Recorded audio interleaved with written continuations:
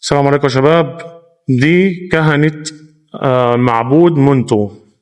دي كهنة المعبود منتو، ولحد الآن احنا دورنا في المتاحف على حاجة تسمى عدة الكاهن، ولم نجد أي شيء أو من مقتنيات الكهنة أو أي شيء مكتوب عليه عدة الكاهن. فأنا أنصحكم تبعدوا عن الموضوع ده، لأن الموضوع ده نصب. آدي الكهنة هيت، ده كهنة منتو المعبود منتو، ودي بعض مقتنياتهم وثوابتهم، ولن أجد أي شيء ما يخص الجلابية والشبشب أو العصاية والكلام الأهبل اللي انتوا بتسمعوه ده، أو الوهم اللي انتوا بتشوفوه ده، ويقول لك سحرية وما سحرياشي وبياخدوها يعملوا بها مش عارف ايه والكلام ده.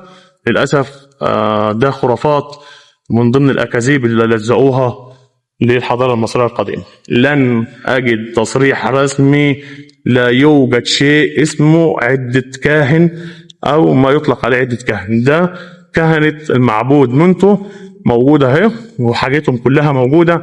لا يوجد أي شيء خلاف الأواني الفخارية، الأواني الكانوبية والتوابيت والكلام ده كله. لا يوجد أي شيء ما يسمى بالعدة أو العصاية أو الكلام ده كله. معاكم هنجمع لكم برضو كل ما يخص الكهنة ونتكلم في الموضوع ده. تحياتي لكم جميعا.